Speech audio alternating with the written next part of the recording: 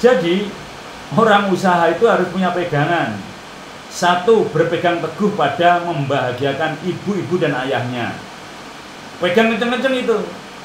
Kalau orang usaha harus pegang kenceng-kenceng membahagiakan ibu dan ayahnya.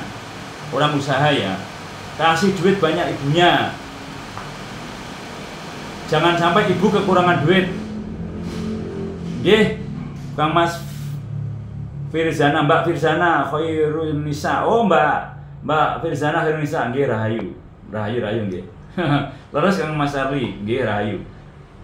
Setelah kita berpegang teguh pada ibu-ibu dan ayahnya, jangan sampai kurang duit. Kemudian makasih Mas nggih, dijaya Kang Mas Suwun. Pokoknya intinya ayah, ibu dan ayah jangan kurang duit kalau seorang pengusaha. Kalau usaha apapun. Gimana caranya ibu dan ayah saya tidak kurang duit? Itu kunci. Karena kalau nanti ibu dan ayah itu tidak kurang duit dari kita, kitanya nggak akan kurang duit kitanya. Setelah itu lulus, kuncinya, pegangannya, itu pegang teguh itu. Jangan ada masalah dengan ibu dan ayah. Nggih Kang Mas Jaka Kelana matur suwun dari Tiga Rasa. Oh sama, kita juga Tiga Rasa. Kita Tiga Rasa Kampung Gudang Mampelem. Setelah itu istri harus patuh taat sama suami, harus, hukumnya harus. Tidak boleh ada masalah, nggih. Tidak boleh ada masalah istrinya sama kita, tidak boleh ada masalah. Nah, setelah istri patuh dan taat sama suami, nah suaminya ini jangan neko-neko. Suaminya juga jangan neko-neko. Artinya jangan nyari lagi. Satu aja nggak habis gitu. Nah, setelah itu baru naik level ketiga pegangannya. Pegangan yang ketiga. Pegangan yang ketiga itu jangan nyakitin orang. Nyakitin hati orang jangan, nyakitin pikiran orang jangan, nyakitin fisik orang jangan. Karena orang yang disakiti dia akan berdoa jelek sama kita. Penting, apalagi nyakitin hati orang jangan. Kalau orang kok sudah nyakitin orang 40 orang, ini akan balik perilakunya apapun kepada kita akan balik. Ingat-ingat ini, saudaraku. Ini ilmu nyata, ilmu logika.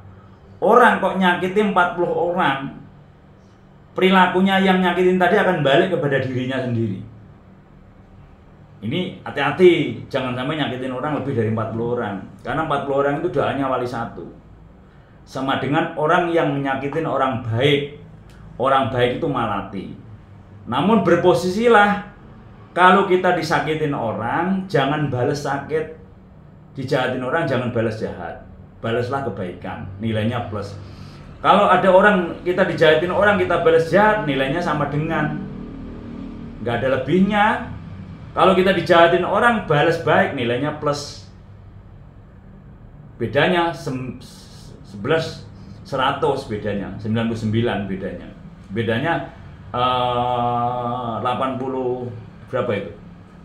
Kalau 11 sama 100, 11 kurangi 100. 89, 89. Bedanya 89. Kalau orang disakiti kok membalasnya baik. Tapi kalau dijahatin balas jahat, nilainya 11 12. Nilainya sama dengan, bukan plus. Tapi yang nggak boleh jangan sampai jahat sama orang baik itu malati gitu. Makanya ilmu nyata. Kalau kita punya usaha kok disakitin, sabar aja. Sabar aja. Nah, itu tadi kuncinya ya. Kuncinya itu pegang 5 dulu. Kuncinya ada 15. Kuncinya orang usaha, kuncinya orang hidup, kuncinya surga dunia.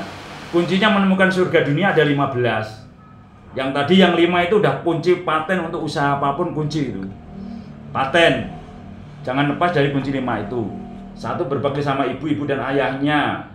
Istri berbakti sama suami. Dan suami jangan menyakitin istrinya. Ini paten. Kalau 2 ini masalah, hidupnya masalah, usaha masalah. 3, nggih Kang Mas Dijaya, matur suwun Kang Mas Dijaya. 3, jangan nyakitin orang. Karena kalau nyakitin orang, ini orang akan doa jelek sama kita. Kang Mas Dijaya mangko matur suwun kembangipun rahayu. Matur suwun kembangnya akeh men, Allah yang bales Kang Mas Dijaya. Allah yang bales. Kemudian Kalau punya utang beres. Kalau punya utang belum beres, yang penting ada omongan, jangan lari dari utang. Kelima, rajin sedekah. Itu paten. 5 itu. Tambah nanti yang keenam, harus punya ikhlas mentok. Harus punya sabar mentok. Harus punya syukur mentok. Harus punya nerima mentok. Harus jujur. Ini lakuin. Tambahannya harus. Itu 10 udah. Tinggal 5. Orangnya harus komitmen tanggung jawab. Kalau orang usaha harus komitmen tanggung jawab. Nomor 12, etika sopan santun. Karena itu dalam rangka knowledge attitude. Kesuksesan seseorang itu knowledge attitude 80%. 80% harus menguasai knowledge attitude.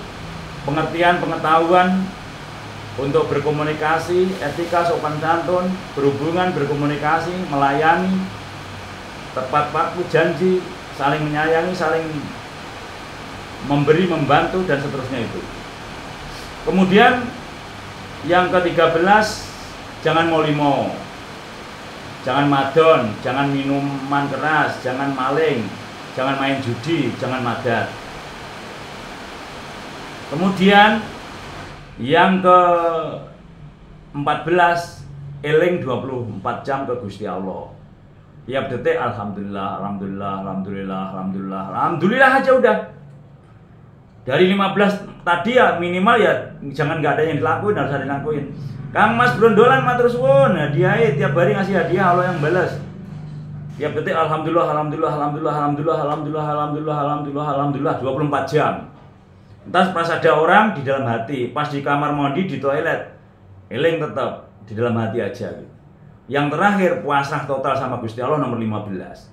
Wis, siapa melakukan 15 macam itu, yakin dijamin hidup seperti ada di surga. Surga dunia temukan dulu. Orang yang menemukan surga dunia tidak kengguh dengan iming-iming surga akhirat. Kenapa? Di dunia temukan dulu. Temukan surga dunia, di akhiratnya tinggal enaknya. Temukan Gusti Allah di dunia, di akhirat tinggal enaknya. Temukan ihdinas siratal mustaqim di dunia, di akhirat tinggal enaknya. Temukan alam kubur di dunia, di akhirat tinggal enaknya. Temukan akhirat di dunia, di akhirat tinggal enaknya gitu. Semua temukan dulu di dunia dulu. Ilmu nyata, ilmu kasunyatan. Nggih Kang Mas Dijaya matur suwun, ilmu kasunyatan. Nyatakan semua harus dibuktikan lewat dirinya. Nah, ulang luwih seperti itu. Kalau udah dibuktikan ya terbukti, namanya membuktikan. Makanya harus dibuktikan apapun lewat dirinya. Terus udah pegang 15 macam itu Kang Mas, usaha pasti lancar. Usaha pasti jalan. Karena semuanya udah kuncinya 15 itu. Nah, setelah itu banyak. Kalau malam berdoa, kalau mau kerja berdoa untuk leluhur yang ditempatin. Yang ditempati usaha itu doain leluhurnya. Tempat usahanya leluhurnya didoain. Leluhur wilayah sini diberi terang kuburnya, padang kuburnya diberikan surga oleh Allah. Leluhur yang ditempatin usaha itu gitu. Kemudian doain kanan kiri yang ditempatin usaha itu harus doakan. Kanan kiri sama, lingkungan wilayah sini semuanya mendapat berkah, sehat, selamat, panjang umur, berzeki, tercapai segala cita, hidupnya makmur, sejahtera. Doain yang di kanan kiri se-RT, se-RW, sekelurahan, sekecamatan, bahkan se-Indonesia. Nah, kalau malam jam 12 malam keluar dari rumah melihat alam. Kalau perlu ditarik, ya Allah datangkan rezeki dari seluruh penjuru dunia ke tempat saya. Keluarga sehat selamat, panjang umur, berzeki, tercapai segala cita. Allahu Akbar. Tarik dengan pikiran dan hati yang bersih. Dengan tarik nafas 1 kali juga nggak apa-apa, biar kusuk. Sebenarnya hanya untuk biar kusuk, menyatukan antara pikiran dan hati, menarik rezeki dari seluruh penjuru dunia ke tempat kita. Nanti setelah itu ya tadi ya harus rajin sedekah dan seterusnya. Kalau punya kerompong jangan dijual. Kalau punya kerompong kasihkan tukang kerompong, jangan dijual. Kalau dijual selesai dengan nilai rupiah. Tapi kalau dikasihkan menjadi sepanjang jalan doa. Orang yang sering memberi tukang kerompong, ia akan dapat balasan 10 kali lipat yang barang-barang yang baru. Selamat buktikan.